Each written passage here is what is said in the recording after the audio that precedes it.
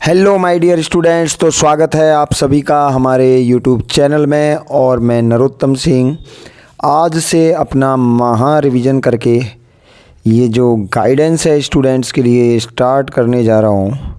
और ये उन स्टूडेंट्स के लिए है जो स्टूडेंट्स इस बार बोर्ड एग्ज़ाम में अपीयरिंग करने वाले हैं। ठीक है, तो जुड़े रहिए हमारे इस चैनल पर। और जिन स्टूडेंट्स ने अभी तक चैनल को सब्सक्राइब नहीं किया है वो इसको सबसे पहले सब्सक्राइब कर दीजिए और बेल आइकन प्रेस करके रख लीजिए। क्योंकि ये जो महा रिवीजन है वो महा ही होने वाला है, जैसा हर साल होते हैं। लगभग बोर्ड का 100%, 100 नहीं तो 98, 96% तक जो पेपर है वो हमारे इस एनालिसिस के बेसिस पर ही बनता है। तो जितना हो सके इसको शेयर कर दीजिएगा। बहुत ही ज़्यादा इम्पोर्टेंट वीडियोज़ हैं ये जो अब हम स्टार्ट करने जा रहे हैं। तो सबसे पहले तो चैनल को सब्सक्राइब कर दीजिएगा और बेल आइकन प्रेस कीजिएगा ताकि आपको जो भी अपडेट्स हैं वो टाइम टू टाइम मिल सकें और आपकी प्रिपरेशन में चार चांद लग सकें।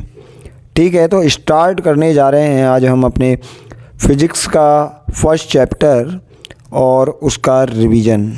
तो ध्यान कीजिएगा भाई, ध्यान रखिएगा कि ये जो रिवीजन है इस रिवीजन में हम आपको केवल गाइडेंस करने वाले हैं। ठीक है, होगा जितना हम आपके लिए करवाने की कोशिश करेंगे, लेकिन इतना टाइम नहीं हो पाता कि हम आपको मतलब सारे तो डेरिवेशंस, सारे न्यूमेरिकल्स और वो सारे करवा सकें। लेकिन जितना पॉसिबल होगा उतना मैं आपके लिए करने की कोशिश करूँगा। तो हमारी मेहनत जो हम करने जा रहे हैं इन वीडियोज़ पर, उस मेहनत को आप भी चार चांद लगा दीजिए और जितना हो सके उतना हमारे इस चैनल को शेयर कीजिए, इन वीडियोज़ को शेयर कीजिए ताकि ऑल ओवर राजस्थान जो स्टूडेंट्स हैं वो इस रिवीजन का बेनिफिट ले सकें। हमारे जो रिजल्ट्स हैं वो आपके सभी के सामने हैं। जैसा कि पिछली बार 238 जो स्टूडेंट अपीयरिंग थे उनमें से लगभग 48% जो स्टूडेंट्स हैं वो 90% से अबव थे। उनमें 98% जो स्टूडेंट थे उनमें जो 17% जो स्टूडेंट थे, 17% जो स्टूडेंट थे वो लगभग 98, 99 और 100 मार्क्स लेकर आए। वो आप सभी के सामने है और मैंने चैनल पर भी वो जो रिजल्ट्स हैं वो शेयर किए हुए हैं। ठीक है, तो बने रहिएगा बिल्कुल वीडियो में लास्ट तक। आज हमारा जो फर्स्ट जो चैप्टर है अपने फिज़िक्स का वो हम स्टार्ट करने जा रहे हैं और चैप्टर फर्स्ट का नाम है electric charge and electric field. Chapter first और नाम है इसका इलेक्ट्रिक चार्ज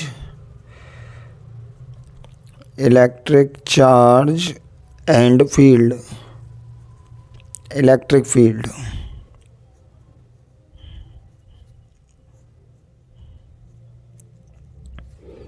वैद्युत आवेश और वैद्युत क्षेत्र, वैद्युत आवेश और वैद्युत क्षेत्र। ठीक है, तो सबसे पहले तो मैं आपको इसमें जो ब्लूप्रिंट का जो एनालिसिस है वो कंसीडर करा देता हूँ, वो समझा देता हूँ कि वो किस तरीके से है। कि इस चैप्टर से बेटा लोग दो तो ऑब्जेक्टिव क्वेश्चन आने वाले हैं और वस्तुनिष्ठ बोलते हैं जिनको, दो ऑब्जेक्टिव्स क्वेश्चंस।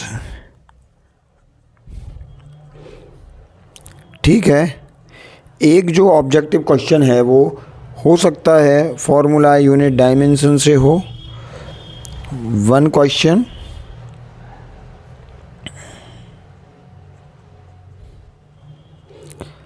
क्वेश्चन जो रिलेटेड होगा वो आपके यूनिट से हो सकता है, किसी फॉर्मूले से हो सकता है या फिर डायमेंशन से हो सकता है,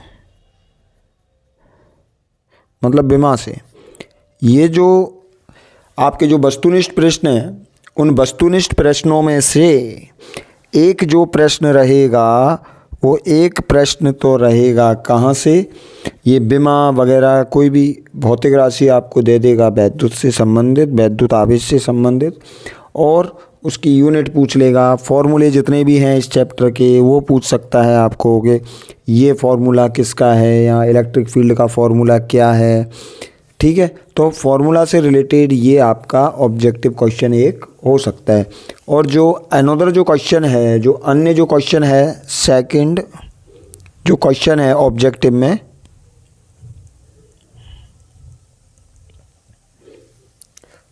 वो जो सेकंड क्वेश्चन है वो रिलेटेड हो सकता है, वो संबंधित हो सकता है किससे, related to Gauss's law, Gauss's law and flux. ध्यान रखिएगा बेटा लोग।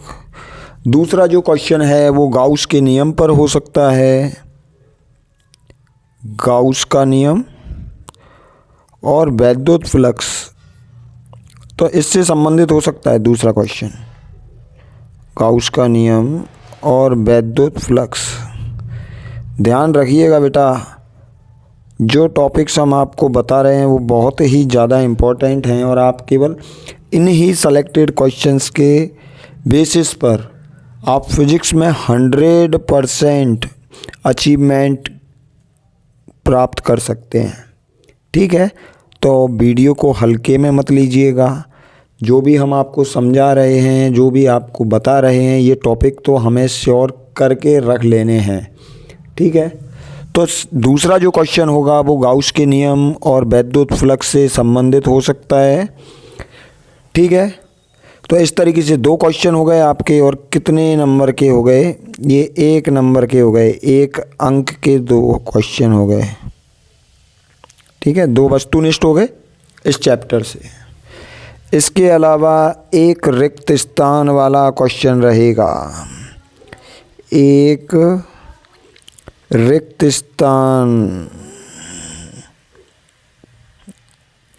स्थान वाला प्रश्न। ठीक है, मतलब एक FIV fill in the blank, एक FIV क्वेश्चन रहेगा। और ये जो क्वेश्चन है वो भी आपके नॉर्मल कंसेप्ट से रिलेटेड होगा।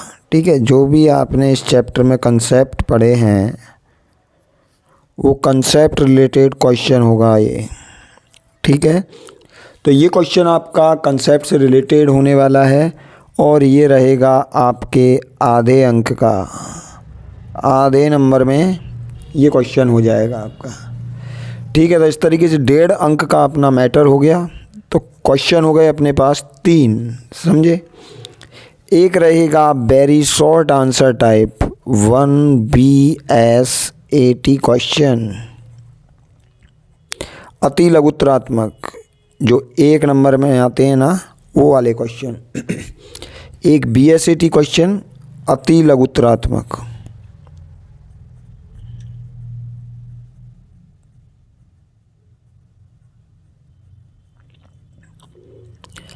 एक अति लघुत्तरात्मक प्रश्न रहने वाला है इस चैप्टर से, और वो जो प्रश्न रहेगा वो आपका 1 अंक का आएगा, मतलब 1 मार्क, 1 अंक का प्रश्न, समझे।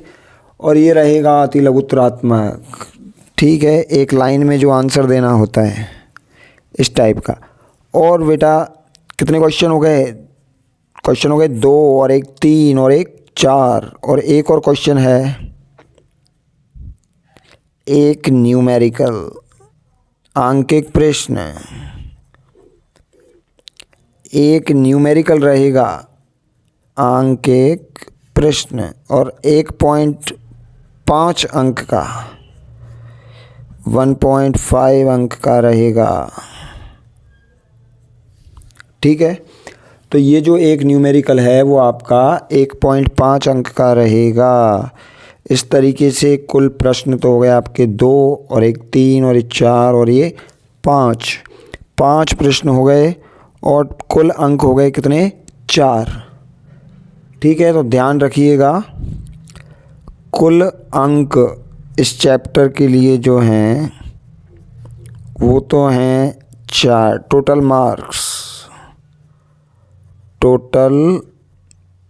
मार्क्स कितने हो गए? 4। ठीक है। और कुल प्रश्नों की संख्या, कुल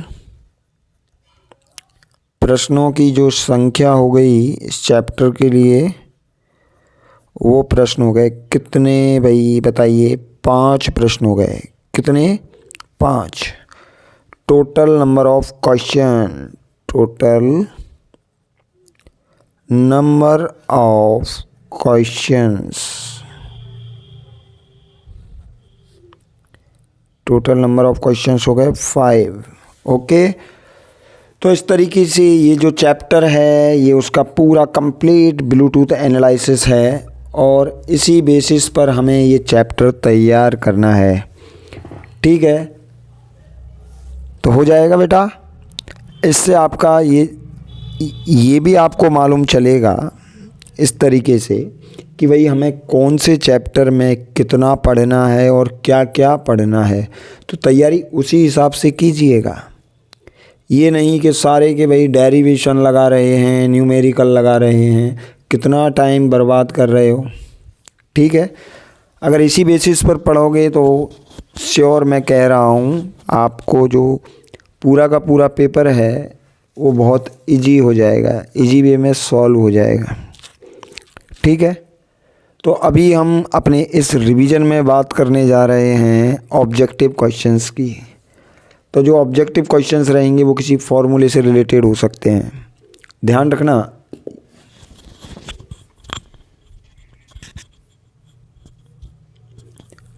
ये जो चैप्टर है इस चैप्टर से डेरिवेशन आने वाला नहीं है, तो हमें डेरिवेशन लगाने की ज़रूरत नहीं है क्योंकि इस चैप्टर से डेरिवेशन आएगा नहीं।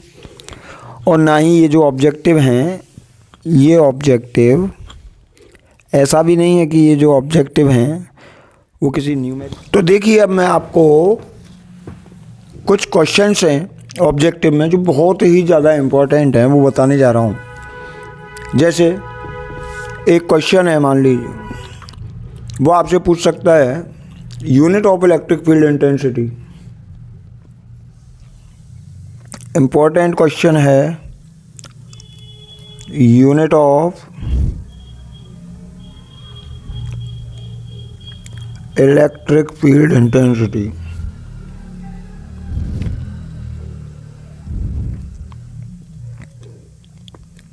ये आपको ध्यान रखना है, इलेक्ट्रिक फील्ड इंटेंसिटी की यूनिट क्या है।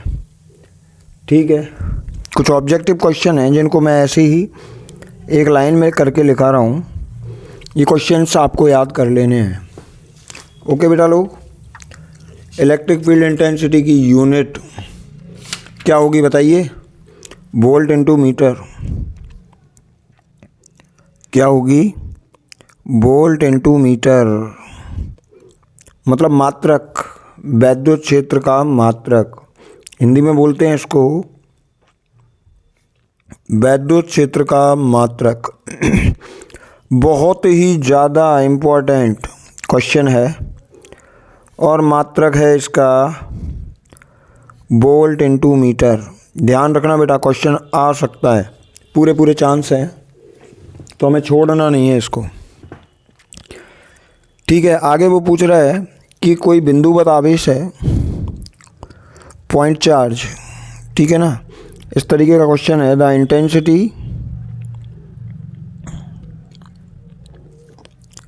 Intensity of the field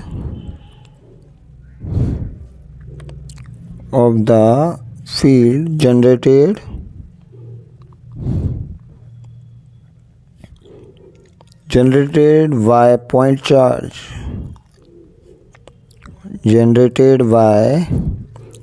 point charge, due to an electric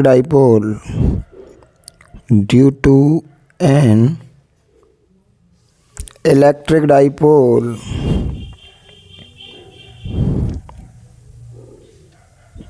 electric dipole is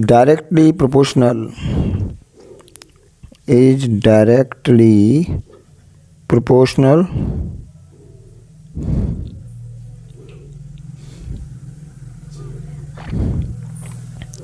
proportional to, मतलब वो कह रहा है कि कोई वैद्युत द्विध्रुव है और उस द्विध्रुव के कारण जो वैद्युत क्षेत्र की तीव्रता है वो किसके समानुपाती है डायरेक्ट, ये पूछा है उसने, आर स्क्वायर के, और देखो ऐसे ऑप्शन दिया है r-2 के, r⁻³ के, या फिर r³ के। बताओ, वैद्युत द्विध्रुव के कारण जो वैद्युत क्षेत्र की तीव्रता है वो किसके डायरेक्टली प्रोपोर्शनल होती है, ये बताना है। तो इसका आंसर है बी, ई की वैल्यू जो है डायरेक्टली प्रोपोर्शनल है 1/r² के, और इन्वर्सली प्रोपोर्शनल है r² के। अगर वो इन्वर्सली प्रोपोर्शनल बोलता तब तो r² लिखते आप, मतलब व्युत्क्रमानुपाती। तो व्युत्क्रमानुपाती तो वो r² के है, लेकिन 1/r² के क्या है, इसके तो समानुपाती है, इसीलिए ई समानुपाती होगा किसके, 1/r² के, पूरे के, कंप्लीट। समझ गए।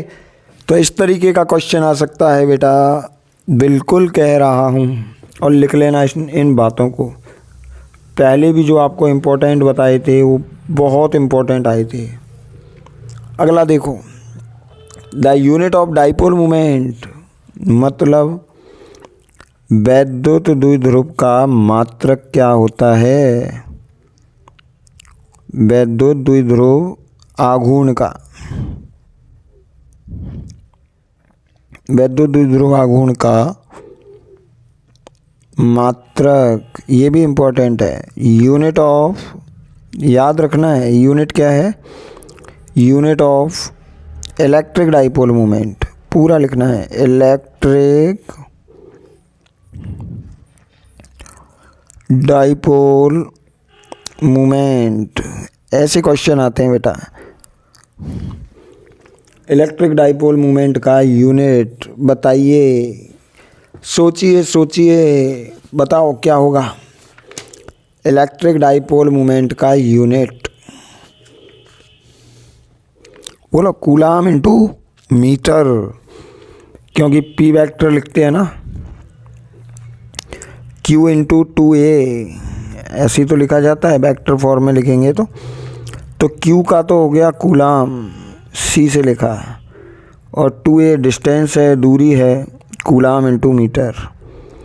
तो वैद्युत द्विध्रुव आघूर्ण का मात्रक कूलाम इंटू मीटर। समझ गए, इम्पोर्टेंट है, ये भी इम्पोर्टेंट है, काफ़ी बार पूछ लिए ऐसे क्वेश्चन, ये भी इम्पोर्टेंट और ये भी इम्पोर्टेंट। तीनों क्वेश्चन ऑब्जेक्टिव्स के लिए बहुत ही ज़्यादा इम्पोर्टेंट्स हैं। ओके, नेक्स्ट बात करते हैं भाई, क्वेश्चन नंबर 4। केवल ऐसे क्वेश्चन होंगे जो सेलेक्टेड हैं और बहुत अच्छे क्वेश्चंस हैं। नेक्स्ट जो अपना क्वेश्चन है वो फॉर्मूला होगा electric dipole, formula of electric dipole, formula of electric dipole, वैद्युत द्विध्रुव का सूत्र, वैद्युत द्विध्रुव का वैद्युत द्विध्रुव आघूर्ण, formula of torque, electric dipole, वैद्युत द्विध्रुव, formula of electric moment of torque, formula of torque आघूर्ण का है, formula of torque due to electric dipole, ऐसे है, ड्यू टू इलेक्ट्रिक डाइपोल। समझे, वैद्युत द्विध्रुव के कारण, वैद्युत द्विध्रुव के कारण बलाघूर्ण का मात्रक, बलाघूर्ण का सूत्र, मात्रक तो वही होगा बेटा जो बलाघूर्ण का होता है, न्यूटन इंटू मीटर। सूत्र क्या लिखते हैं, P × E लिखा था ना, तो ये सूत्र ध्यान में रखना है, tau vector is equal to P vector cross E vector. ये भी एक क्वेश्चन बन सकता है। 4 आपको ऑप्शन दे देगा, इनमें से आपका जो ये वाला ऑप्शन होगा वो सही होगा। ठीक है, तो इन बातों को ध्यान में रखना। 5वें क्वेश्चन की बात करते हैं। चलो क्वेश्चन नंबर 5। क्वेश्चन नंबर 5 है कि एक वैद्युत द्विध्रुव को, मतलब कोई वैद्युत द्विध्रुव है और किसी वैद्युत क्षेत्र में रखा है, ठीक है, तो वैल्यू कितनी होगी भाई बल आघूर्ण की? पी क्रॉस ई लिखते हैं ना, क्वेश्चन यही है। ऐसे भी दे सकता है इसको सदिश रूप में, और टाउ इज इक्वल टू क्या लिख सकते हैं, पी ई साइन थीटा लिखा जा सकता है ना। पी क्रॉस ई को क्या लिख सकते हैं, पी ई साइन थीटा।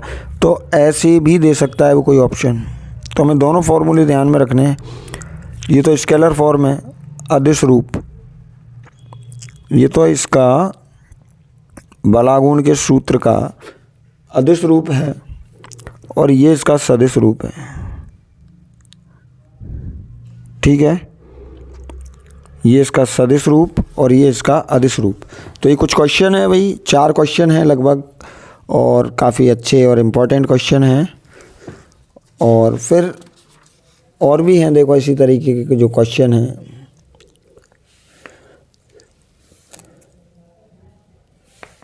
और कैसे हैं, जैसे किसी माध्यम में, किसी माध्यम में के लिए गाउस लॉ क्या लिखा जाएगा? किसी माध्यम के लिए गाउस लॉ को हम कैसे लिख सकते हैं भाई? देखो क्या बढ़िया क्वेश्चन है। ऐसे भी दे सकता है भाई, सीधा सीधा नहीं देगा, थोड़ा सा घुमा के दे दिया उसने मान लो, तब क्या करोगे? ऑब्जेक्टिव अगर घुमा के आ गया तो गाउस लॉ। तो इसके लिए हमें सारे जितने भी ऑब्जेक्टिव है ना, न्यूमेरिकल रहेगा नहीं भाई ऑब्जेक्टिव में इस चैप्टर से। Gauss law in dielectric medium,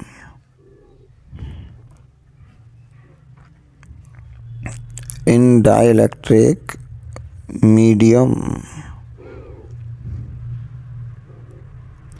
ठीक है, तो भाई डाइलेक्ट्रिक मीडियम के लिए मतलब किसी परावैद्युत माध्यम के लिए,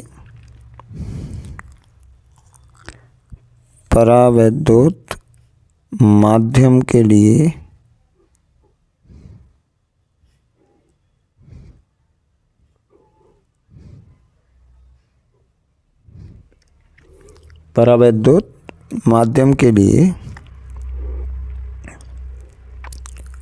गाउस का नियम होगा, गाउस का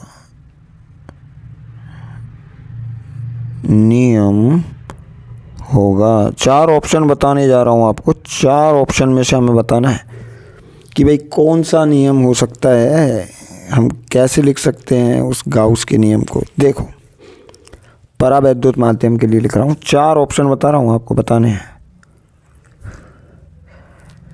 4 ऑप्शन हैं, जैसे ये मान लिया, ये लिखा मैंने, epsilon E dot D S is equal to Q upon epsilon naught. एक ऑप्शन, चलो ये हो गया, एक ऑप्शन ये हो गया। E D S is equal to Q upon epsilon not.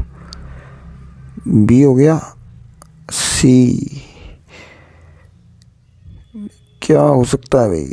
E D S upon epsilon is equal to Q upon epsilon naught. और डी ऑप्शन है integration on closed surface is equal to 0।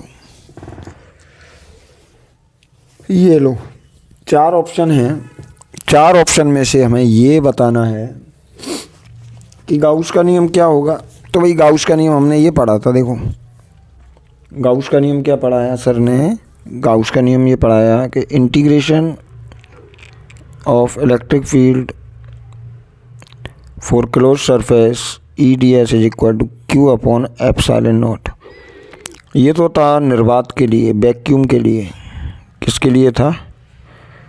निर्वात के लिए, for vacuum, समझे? For vacuum, vacuum के लिए था ये नियम। अगर मीडियम की बात करें तो मीडियम के लिए बनेगा एप्सिलॉन नॉट है ना, परमिटिविटी ऑफ वैक्यूम, उसकी जगह आ जाएगा परमिटिविटी ऑफ सॉरी यहाँ एप्सिलॉन आर है, ये क्या है? Epsilon R. ठीक है, ये लिखेंगे E D S is equal to Q upon epsilon, ये बन जाएगा। और एप्सिलॉन को क्या लिख सकते हैं? ये हो गया माध्यम के लिए, फॉर मीडियम, ठीक है ना। तो ये हो गया अपना फॉर मीडियम, मीडियम के लिए लिखा E D S is equal to Q upon epsilon. और एप्सिलॉन को हम जैसा कि लिख सकते हैं ना, E D S is equal to Q upon epsilon को लिख सकते हैं एप्सिलॉन नॉट एप्सिलॉन आर, ये लिखा जा सकता है, समझे? एप्सिलॉन आर को इधर ले जाऊं तो मैं एप्सिलॉन आर को इधर ले आया into E D S is equal to Q upon epsilon naught. ठीक है, तो ये फॉर्मूला निकल के आया भाई। तो राइट ऑप्शन कौन सा होगा बताओ? राइट ऑप्शन अपना ये हो जाएगा ए। तो माध्यम के लिए जो गाउस का नियम है वो ऐसे लिखा जा सकता है। तो आपसे ये भी पूछ सकता है वही। और गाउस के नियम से अगर रिलेटेड पूछेगा ना तो वो आपसे ऐसे पूछेगा कि यदि कोई चार्ज है और वो किसी क्यूब के सेंटर पे रखा है, ठीक है, तो किसी एक फेस से जो एसोसिएटेड फ्लक्स होगा वो क्या होगा, इस तरीके से। यहाँ से वो न्यूमेरिकल टाइप का बना सकता है क्वेश्चन। तो वो पूछेगा केवल आपसे कि जैसे मान लीजिए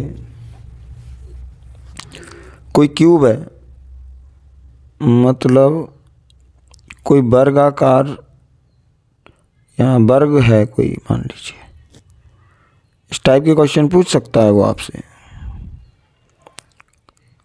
गाउस के नियम से, समझे? तो भाई जैसे मान लीजिए कोई वर्ग है, कोई क्यूब है और उसके सेंटर पे क्या है? चार्ज है क्यू। तो इसकी किसी एक फेस से, एक फेस ये हो गया, इससे एसोसिएटेड फ्लक्स क्या होगा? वन फेस से एसोसिएटेड फ्लक्स क्या होगा बताइए? तो इसके एक फेस से जो एसोसिएटेड फ्लक्स है ना भाई, सभी जो फेसेज हैं, जितने भी पृष्ठ हैं, सबसे एसोसिएटेड जो फ्लक्स है उसको तो अपन लिख सकते हैं ऐसे, वो तो क्यू अपॉन एप्सिलॉन नॉट होगा। Phi is equal to electric flux जो है, वैद्युत फ्लक्स की जो वैल्यू है ना, वो तो होगी क्यू अपॉन एप्सिलॉन नॉट। जब एक मतलब सभी से जो फ्लक्स पास करेगा, जो एसोसिएटेड होगा पूरे फेस से, कंप्लीट से, यहाँ से यहाँ तक, मैं सारे फेसेज की बात कर रहा हूँ, okay, Q upon epsilon not. तो अब इसमें कितने फेसेज हैं भाई, मतलब कितने पृष्ठ हैं इसके वर्ग के, कितने फलक हैं, सॉरी। तो इसमें कितने? 6 फलक हैं, 6 फेसेज हैं। 6 फलक से मतलब जो संबंधित फ्लक्स होगा वो तो होगा क्यू अपॉन एप्सिलॉन नॉट। इसलिए एक फलक से, मतलब एक फेस से एसोसिएटेड फ्लक्स, संबद्ध फ्लक्स, संबद्ध वैद्युत फ्लक्स, वैद्युत फ्लक्स 6 का भाग लग जाएगा ना भाई, 6 फेज वाला तो ये रहा, 6 का डिवाइड कर दो, क्यू अपॉन 6 एप्सिलॉन नॉट। तो इस टाइप के क्वेश्चन पूछ सकता है। आपसे जो फ्लक्स है ना, फ्लक्स से रिलेटेड जो क्वेश्चन पूछेगा या गाउस के नियम से जो क्वेश्चन पूछेगा वो इस तरीके के क्वेश्चन हो सकते हैं। तो ये बातें हमें भूलनी नहीं है बिल्कुल भी। ओके, ठीक है। अगर इस पूरे क्यूब से पूछता वो कि पूरे क्यूब से मतलब पूरे घन से जो संबद्ध फ्लक्स होगा तो वो तो कितना होगा, क्यू अपॉन एप्सिलॉन नॉट। और अगर एक फेज से संबंधित पूछना है तो 6 से डिवाइड हो जाएगा। इस तरीके से तो फ्लक्स से संबंधित ऐसे क्वेश्चन हो सकते हैं। आपसे फ्लक्स गाउस के नियम का रूप पूछ सकता है। इसके अलावा इलेक्ट्रिक फ्लक्स का मात्रक, यूनिट ऑफ इलेक्ट्रिक फ्लक्स, ठीक है, यूनिट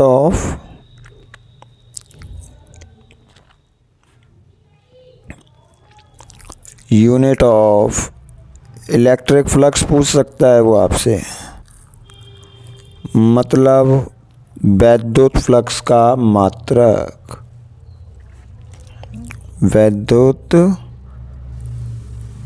फ्लक्स का मात्रक, ये आपसे पूछा जा सकता है। ये 2022 में पूछा जा चुका है ये क्वेश्चन, तो काफ़ी अच्छा क्वेश्चन है। BSER 2022 में पूछा है और उसने पूछा है इलेक्ट्रिक फ्लक्स का मात्रक बताइए श्रीमान जी। तो इलेक्ट्रिक फ्लक्स का मात्रक newton, coulomb inverse and metre square, ये लिखते हैं हम। वैद्युत फ्लक्स का मात्रक लिखा जाता है न्यूटन, कूलाम इनवर्स और मीटर स्क्वायर, ठीक है। ये वैद्युत फ्लक्स का मात्रक है। क्लियर। चलिए अब नेक्स्ट जो बात करते हैं, आया कहाँ से है ये, फॉर्मूले से आया। इससे phi is equal to E dot A से, समझे, न्यूटन पर कूलाम, ये तो हो गया ई का यूनिट, ई का मात्रक, और एरिया का हो गया मीटर स्क्वायर। तो यहाँ से आया है ये निकल कर ई डॉट ए से वैद्युत क्षेत्र।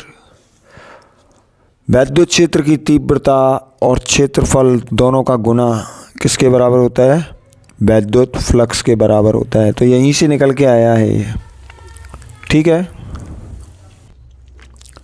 इसके अलावा एक क्वेश्चन 2023 में भी पूछा है, काफ़ी अच्छा क्वेश्चन है वो, 2023 में पूछा जा चुका है पहले। और क्वेश्चन कैसे है, the SI unit, the SI value, SI value पूछा है, SI value of electrical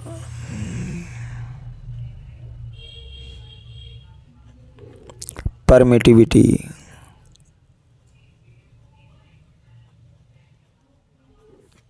permittivity of free space, of free space मतलब क्या है, मतलब SI मान किसका, निर्वात की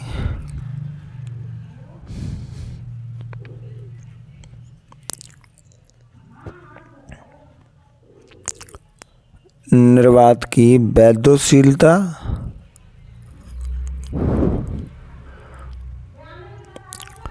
का SI मान क्या लिखते हैं, ये पूछा है उसने BSER 2023 में, समझे। एप्सिलॉन नॉट की वैल्यू भी पूछ सकता है। इलेक्ट्रिकल कंडक्ट उसने पूछा है, इलेक्ट्रिकल कंडक्टिविटी एप्सिलॉन नॉट की वैल्यू पूछी है। तो एप्सिलॉन नॉट की वैल्यू क्या लिखते हैं ये आपको याद रखनी है, 8.854 into 10⁻⁻12 coulomb square newton inverse and metre inverse 2, ये वैल्यू होती है भाई एप्सिलॉन नॉट की, हमें ध्यान में रखना है। इसके साथ साथ हमें के की वैल्यू को भी याद रखना है। 9 इंटू 10⁹ क्या लिखते हैं, 9 इंटू 10⁹, और यूनिट होता है इसका उल्टा हो जाएगा भाई, समझे, coulomb inverse 2 newton metre square, ये इसका यूनिट हो जाएगा, इसका मात्रक हो जाएगा। तो भाई के की वैल्यू भी पूछ सकता है आपसे, एप्सिलॉन नॉट की वैल्यू भी आपसे पूछ सकता है। तो ये हमें सारे ऐसे ही ऑब्जेक्टिव हमें ध्यान में रखने हैं और हमारी तैयारियां करनी है ढंग से, ठीक है। ऑब्जेक्टिव्स के लिए और फिल इन द ब्लैंक्स के लिए आप कोई भी बढ़िया जो गाइड है वो काम में ले सकते हैं, लेकिन ये है कि उन गाइड्स में नंबर ऑफ़ क्वेश्चंस ज़्यादा होने चाहिए, एक तो ऑब्जेक्टिव्स ज़्यादा होने चाहिए और एक फिल इन द ब्लैंक, समझे, और एक नंबर वाले भी क्वेश्चन ज़्यादा होने चाहिए। तो उन गाइडेंस से आप इस टाइप के क्वेश्चंस लगा सकते हैं और अपनी प्रैक्टिस कर सकते हैं। इसके अलावा एक आपका रिक्त स्थान किस तरीके के रहने वाले हैं भाई इस चैप्टर से। तो रिक्त स्थानों की बात करें हम, तो रिक्त स्थान में नॉर्मल सा कैसा कंसेप्ट टाइप का रहेगा। तो ये यूनिट वगैरह से नहीं हो सकता, यूनिट से भी हो सकता है होने को तो, और कंसेप्ट से रहता है, ठीक है ना। जैसे कंसेप्ट से कैसे, एक क्वेश्चन बता रहे हैं आपको, कंसेप्ट से कैसा हो सकता है, जैसे electric force follows the law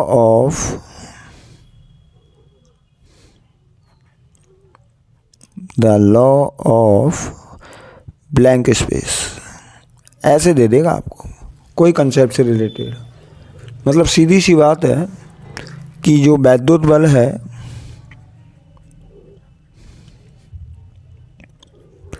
वैद्युत बल ब्लैंक स्पेस नियम का पालन करता है, नियम का पालन करता है। कौन से नियम का पालन करता है ये बताना है।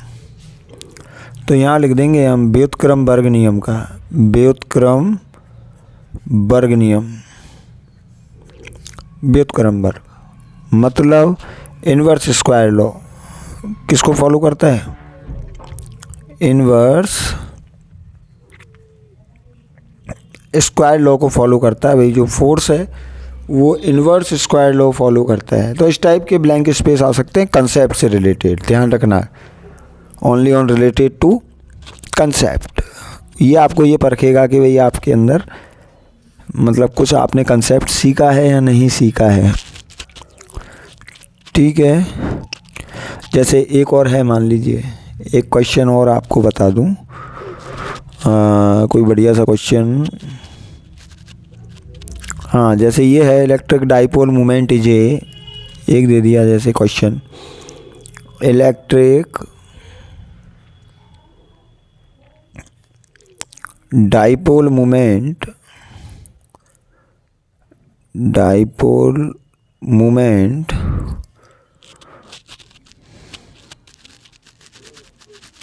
is a quantity, is a blank space quantity। मतलब साफ है कि भाई वैद्युत द्विध्रुव जो है, वैद्युत द्विध्रुव आघूर्ण, वैद्युत द्विध्रुव आघूर्ण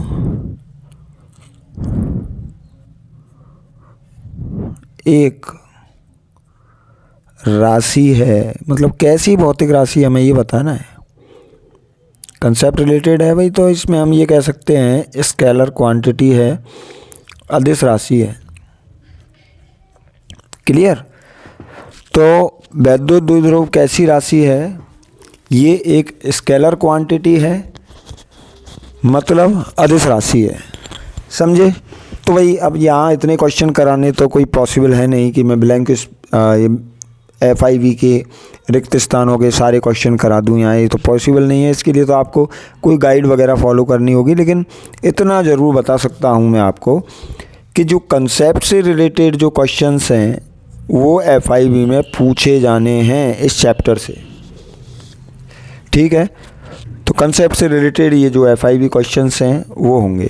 फिर भाई एक जो है अति लघुत्तरात्मक प्रश्न है। कैसा? एक प्रश्न अति लघुत्तरात्मक।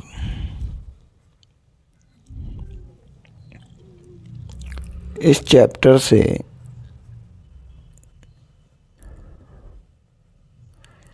एक प्रश्न अति लघुत्तरात्मक आने वाला है, मतलब very short answer type, BS80 question 1 number का रहेगा भाई। रहेगा कहाँ से? कोई भी परिभाषा पूछ सकता है आपसे। क्या पूछ सकता है? कोई भी परिभाषा, एनी डेफिनेशन। मैं आपको उधर बताना भूल गया कि ये जो प्रश्न है वो कहाँ से रहेगा? परिभाषा से, डेफिनेशन। तो भाई इस चैप्टर की जितनी भी परिभाषाएं हैं परिभाषा से संबंधित, समझे। चैप्टर की जितनी भी परिभाषाएं हैं वो याद कर लीजिएगा बिल्कुल ढंग से। डेफिनेशन रिलेटेड क्वेश्चन होगा ये।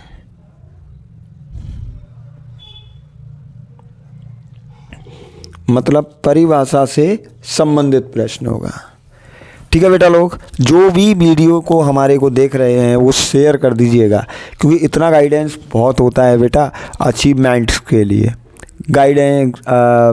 ये जो गाइडें हैं वो तो सारी मिल जाएंगी लगभग, ऐसे क्वेश्चंस हम लगा सकते हैं खूब, लेकिन हमें गाइडेंस नहीं मिलता। गाइडें मिल जाएंगी लेकिन गाइडेंस नहीं मिलेगा भाई, कहाँ से किस टाइप के क्वेश्चंस आने हैं। और इसके लिए तो बहुत अनुभव की ज़रूरत होगी इन चीज़ों के लिए। तो भाई अगर आपको बेनिफिट लेना है तो सीधी सी बात है, हमारे ये जो महा रिवीजन है इसको ज्वाइन कीजिए, महा रिवीजन में बने रहिए। जितने भी हम वीडियो आप अपलोड करते जाएं उन वीडियोज़ को लाइक कीजिए, शेयर कीजिए, चैनल को सब्सक्राइब कर लीजिए, आपको श्योर बेनिफिट मिलेंगे।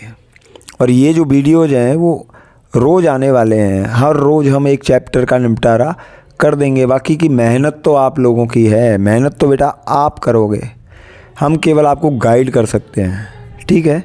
और मैं ये जो गाइड करने का जो ज़रिया है, जो रास्ता है, वो मैं मेरे इस चैनल को ही बनाना चाहता हूँ, क्योंकि हर एक स्टूडेंट को प्रॉपर्ली हम इस तरीके से नहीं बता सकते, इस तरीके से गाइड नहीं कर सकते जैसा कि हम यहाँ चैनल से। भाई जितने भी स्टूडेंट्स हैं हमारे, जो भी BSER में प्रिपरेशन कर रहे हैं इस साल 2025 का एग्ज़ाम जो देंगे बोर्ड का, तो उनको ये थोड़ा ही ना है कि भाई इतना सिलेबस है और पूरा ही सिलेबस पढ़िए, पूरा ही कंप्लीट पढ़िए। भाई अगर आपको बढ़िया मार्क्स लाने हैं तो आपको इसी तरीके से गाइडेंस की ज़रूरत होगी, और इन्हीं गाइडेंस से चलते रहिए बेटा, समझे। और मैं इतना श्योर हूँ कि 98% तक जो पेपर है वो हमारा इसी बेसिस पर रहेगा। जो बोर्ड पेपर है वो इसी तरीके से रहता है, हर साल का यही है, ठीक है। प्रॉपर पढ़िए और ढंग से पढ़िए। अब बात कर रहे हैं भाई ये BS80 अति लघुत्तरात्मक जो प्रश्न है।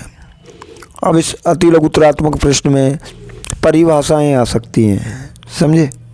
Definitions, very good. तो डेफिनेशंस कैसी होंगी? डेफिनेशंस की बात करें तो डेफिनेशंस में जैसे conservation of electric charge, law, जैसे डेफिनेशन नहीं तो कोई लॉ पूछ सकता है आपसे। जैसे इसमें देखो कुछ इम्पोर्टेंट पॉइंट्स बता दूं मैं आपको, जैसे लॉज ऑफ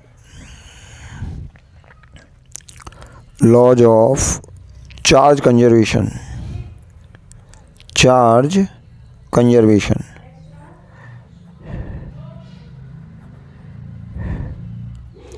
मतलब आवेश का संरक्षण, ये पूछा जा सकता है। आवेश का संरक्षण क्या है, आवेश का क्वांटीकरण क्या है, ये भी पूछ सकता है। ठीक है, आवेश का संरक्षण सिद्धांत, आवेश का क्वांटीकरण, ये इम्पोर्टेंट टॉपिक हैं बेटा, जो 1 नंबर में पूछे जा सकते हैं। आवेश के क्वांटीकरण को समझाइए। ठीक है, क्वांटाइजेशन ऑफ चार्ज,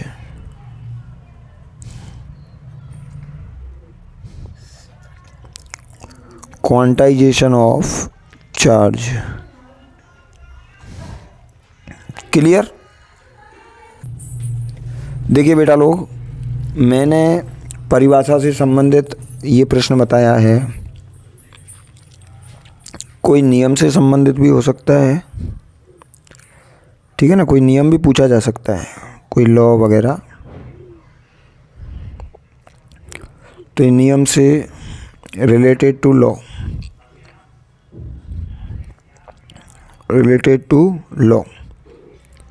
कोई कंसेप्ट से रिलेटेड भी हो सकता है, लेकिन जहाँ तक है परिभाषा टाइप में पूछेगा। जैसे पूछ लिया आवेश का कारण कॉज ऑफ चार्ज,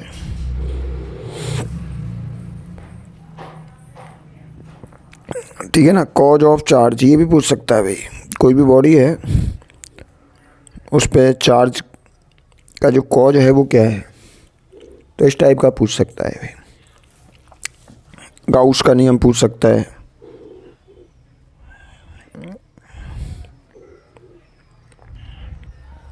गाउस का नियम लिखिए, गाउसस लॉ। थ्योरेटिकल पूछेगा, मतलब जो भी पूछेगा थ्योरेटिकल पूछेगा। गाउसस लॉ, कूलाम्स लॉ, कूलाम का नियम लिखिए। कूलाम का नियम भी पूछ सकता है आपसे।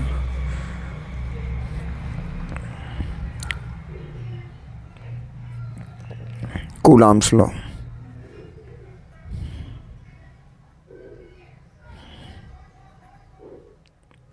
तो कूलाम्स लॉ भी पूछा जा सकता है।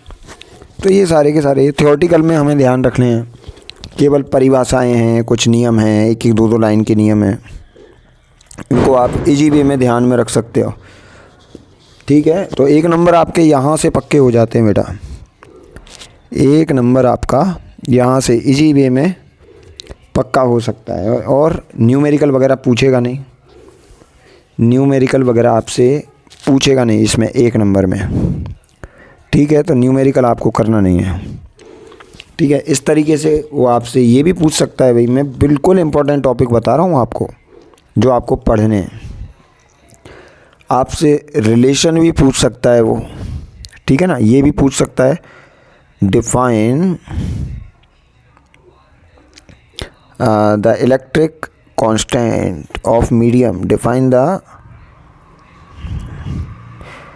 Electric constant of medium. ठीक है, इलेक्ट्रिक कांस्टेंट को, मतलब इलेक्ट्रिक कांस्टेंट को आपको डिफाइन करना है मीडियम के लिए। तो इसको ऐसे ही तो लिखते हैं भाई, epsilon is equal to epsilon naught epsilon R, ऐसे लिखते हैं।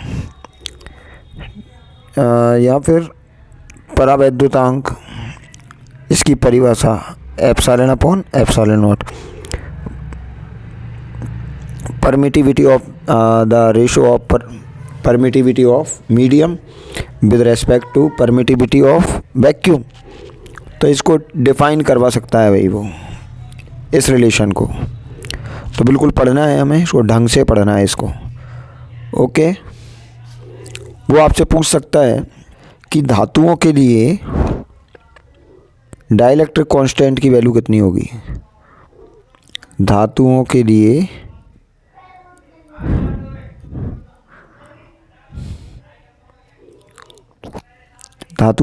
परावैद्युतांक,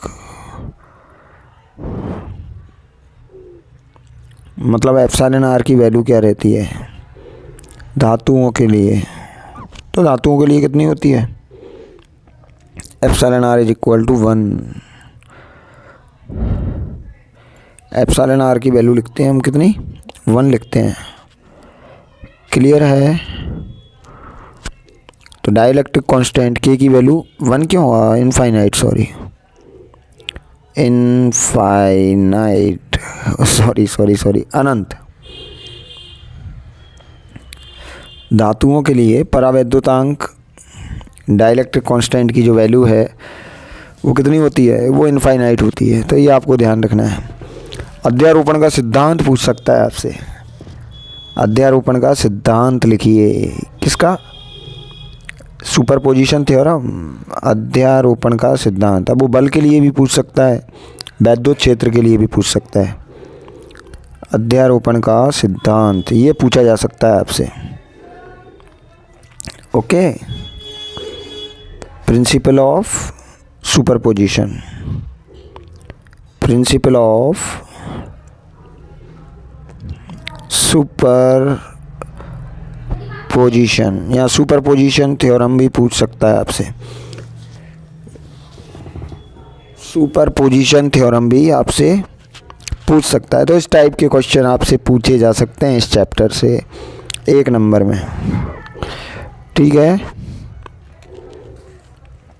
तो इस तरीके के आपसे पूछ सकते हैं। इलेक्ट्रिक फील्ड इंटेंसिटी की डेफिनेशन पूछ सकता है आपसे। परिभाषा, definition of,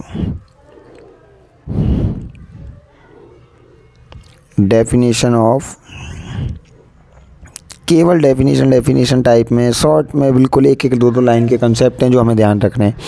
definition of electric field intensity, electric field intensity मतलब ई की परिभाषा, वैद्युत क्षेत्र की तीव्रता, वैद्युत क्षेत्र की तीव्रता E is equal to F/Q0 लिखते हैं।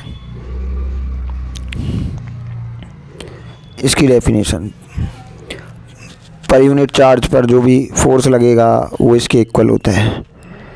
ठीक है, तो इस टाइप के क्वेश्चन यहाँ से आपसे पूछे जा सकते हैं।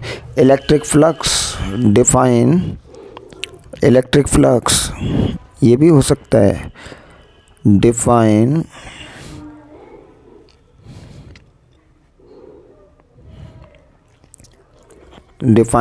इलेक्ट्रिक फ्लक्स मतलब वैद्युत फ्लक्स की परिभाषा।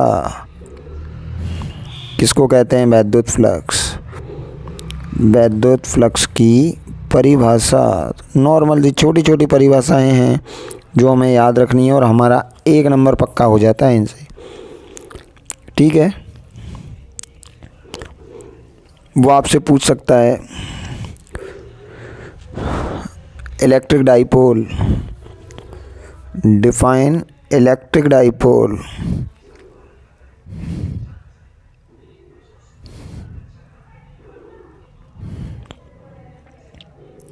डिफाइन इलेक्ट्रिक डाइपोल, इसका यूनिट भी पूछ सकता है। द्विध्रुव की परिभाषा, वैद्युत द्विध्रुव की परिभाषा और मात्रक तो वो ऑब्जेक्टिव में पूछा जा सकता है। ठीक है, तो इस तरीके के क्वेश्चन हो सकते हैं आपसे। तो हमें ये केवल परिभाषा से संबंधित जो क्वेश्चन है वो याद रख लेने हैं। ठीक है, स्टेटमेंट पूछ सकता है आपसे गाउस लॉ का। कहाँ गया स्टेटमेंट? ओनली स्टेटमेंट, समझे? Statement of Gauss law. कथन मतलब उसका क्या पूछ सकता है? कथन पूछ सकता है आपसे। तो ये चीज़ें हमें ध्यान में रखनी है, नॉर्मल चीज़ें हैं। गाउसियन सरफेस के बारे में आपसे पूछा जा सकता है कि गाउसियन सरफेस मतलब गाउस सरफेस क्या है। ठीक है, तो इस तरीके से हमें याद रखने हैं और इस तरीके के क्वेश्चन होंगे ये 1 नंबर में। इनमें से आपको कोई ना कोई सा एक क्वेश्चन आपको ज़रूर से और मिल जाएगा। ये सूत्र वगैरह नहीं, केवल परिभाषा से रिलेटेड रहेगा ये जो क्वेश्चन है।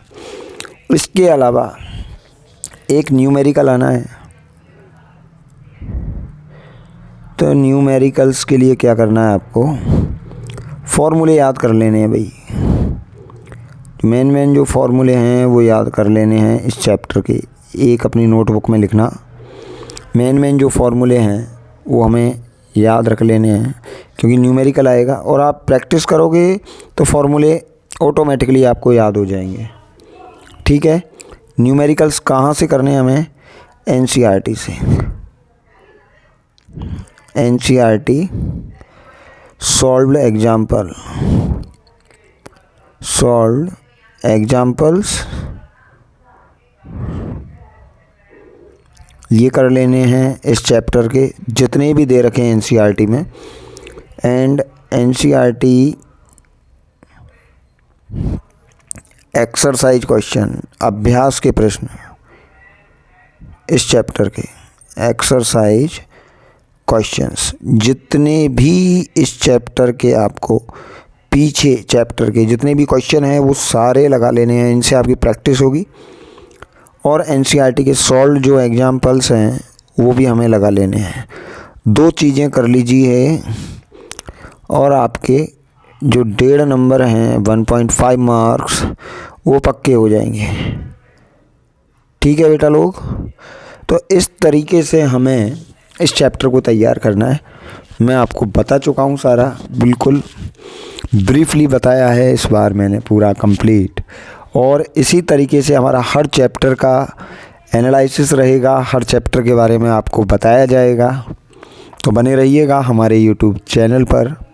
और जितना हो सके ना बेटा, हमारी ये जो मेहनत है इसको 4 चांद लगाने के लिए जितना हो सके उतना इन वीडियोज़ को शेयर कीजिएगा।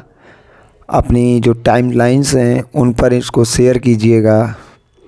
ठीक है। अपने स्टेटस पर शेयर कीजिएगा ताकि ज़्यादा से ज़्यादा जो स्टूडेंट्स हैं वो हमसे जुड़ सकें। और हमारे ये जो चैनल है ये भी जैसे आप ग्रो करो उसी तरीके से ये जो चैनल है वो भी हमारा ग्रो कर सके। तो हमें सपोर्ट प्रोवाइड कीजिए जितना हो सके हमारे इस चैनल को। और इस तरीके के इम्पोर्टेंट वीडियोज़ और भी चैनल पर आने वाले हैं। चैनल को सब्सक्राइब करना मत भूलिएगा। और ना ही इस चैनल को सब्सक्राइब करना भूलिएगा और ना ही बेल आइकन प्रेस करना भूलिएगा, ताकि आपको जो भी आगे के नोटिफिकेशंस हैं वो आपको मिल सकें। ठीक है। बाकी तो आपकी मेहनत है और इन्हीं पॉइंट से इस चैप्टर को तैयार कर लीजिए प्रॉपर तरीके से। कल मिलते हैं नेक्स्ट वीडियो में और नेक्स्ट चैप्टर के साथ, chapter 2 electric potential and capacitance, वैद्युत विभव और धारिता के साथ। तो बने रहिएगा चैनल पर और देखते रहिए। स्किप बिल्कुल मत कीजिएगा, क्योंकि अगर आप स्किप करोगे तो स्किप करने पर आप इम्पोर्टेंट बातें हैं जो सीखने की हैं, जो हम कहते हैं, वो आप प्रॉपर ढंग से ना तो सुन पाओगे और ना ही सीख पाओगे। तो मिलते हैं नेक्स्ट वीडियो में। बने रहिएगा हमारे यूट्यूब चैनल पर। देखने के लिए आपका बहुत बहुत आभार, बहुत बहुत धन्यवाद। Thank you.